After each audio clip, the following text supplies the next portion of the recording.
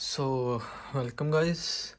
आज मैं घर ही था, कोई काम नहीं था करने के लिए, तो सोचा एक वीडियो बना दी जाए। जो लोग यूके में आ रहे हैं जनवरी इनटेक में, या जो लोग यूके में आ चुके हैं, काफ़ी लोगों को कन्फ्यूजन ये है कि हम लोग ड्राइविंग लाइसेंस के लिए कैसे अप्लाई करें।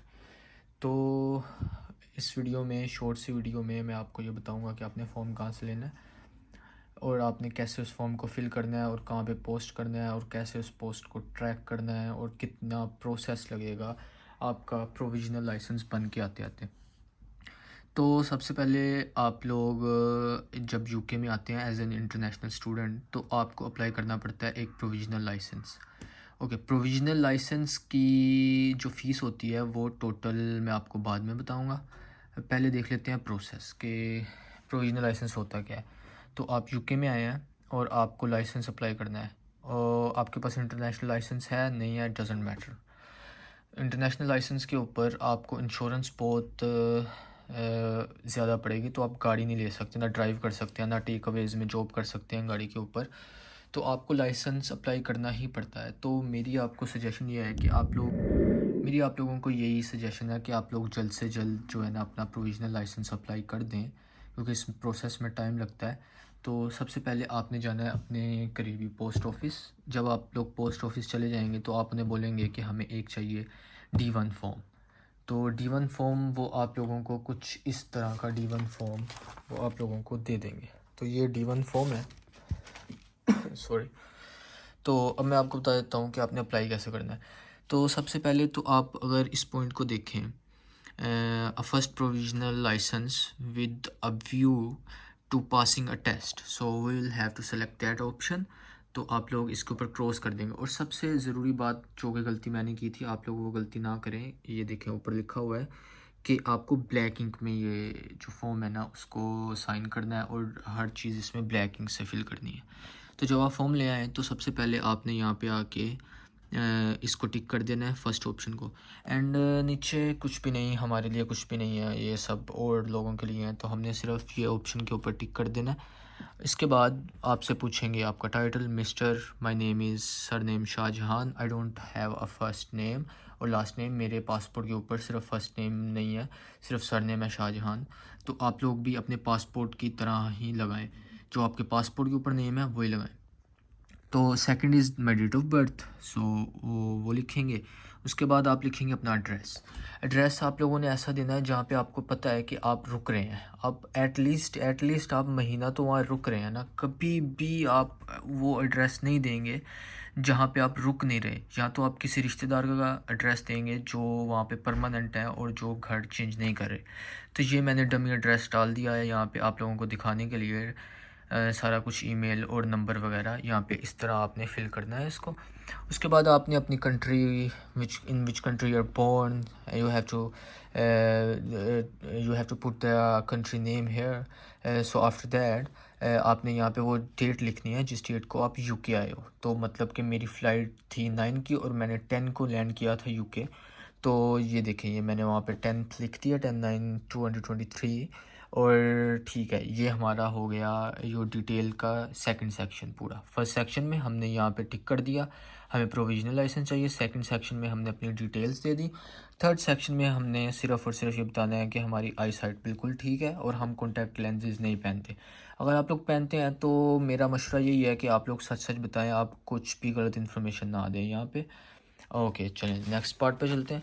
नेक्स्ट पार्ट है हमारे पास फोर्थ, योर हेल्थ। तो यहाँ पे लिखा हुआ है, हैव यू एवर हैड और do you currently suffer from any of the following conditions. तो ये फॉलोइंग कंडीशंस हैं, आप लोग एक दफ़ा इन्हें पढ़ लीजिएगा ध्यान से। अगर आप सफ़र करते हैं तो उन्हें बताइएगा, अगर आप सफ़र नहीं करते हैं तो just put a cross in no box.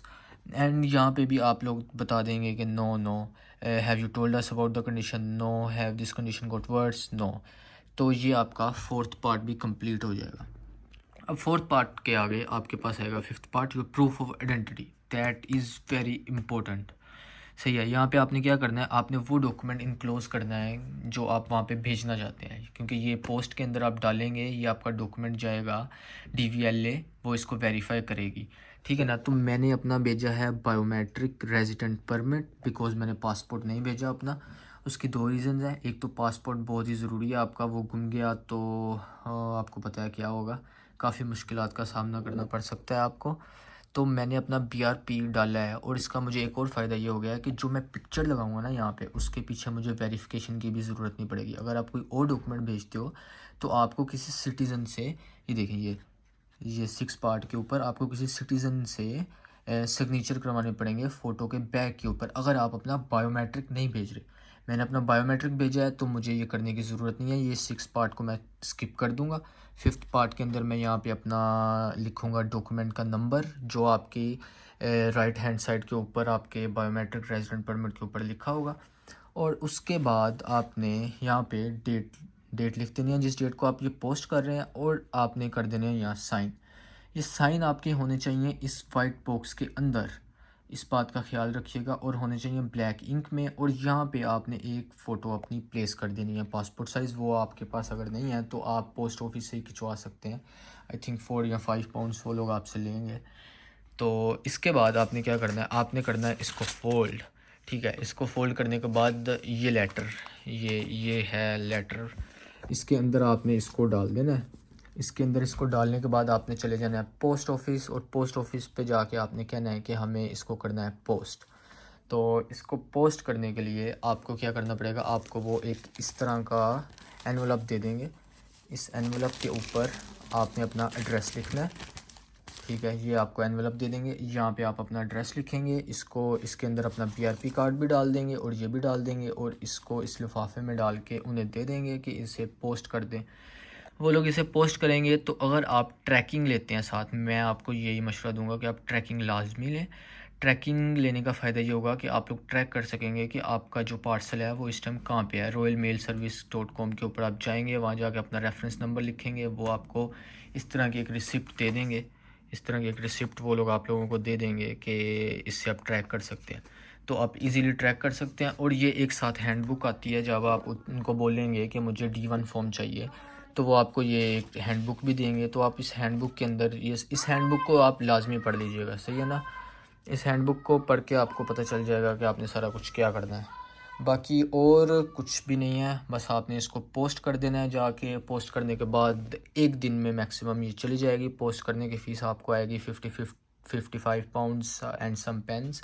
तो ये काम आपने लाजमी करना है। यूके आने के बाद आपका जो काम होना चाहिए वो ये होना चाहिए, बैंक अकाउंट खुलवाने के बाद। क्योंकि बैंक अकाउंट खुलवाने के लिए आपको आपका BRP कार्ड चाहिए होगा, और अगर आप ये पहले अप्लाई कर देंगे तो आपके पास आपका BRP नहीं होगा, और आप अपने बैंक अकाउंट नहीं खुलवा सकते। तो उसके ऊपर भी एक शॉर्ट सी वीडियो आएगी कि बैंक अकाउंट कैसे खुलवाते हैं। बाकी आपको ये सारा प्रोसेस पता चल गया है कि आपने प्रोविजनल लाइसेंस कैसे अप्लाई करना है, जो कि बहुत ज़रूरी है यूके में रहने के लिए।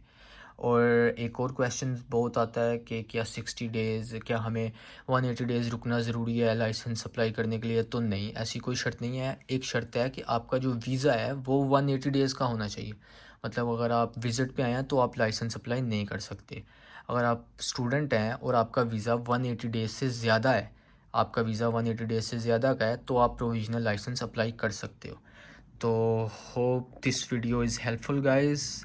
Late me know in the comment अगर आपका कोई क्वेश्चन है, तो I will try my best to answer it. See you in the next one.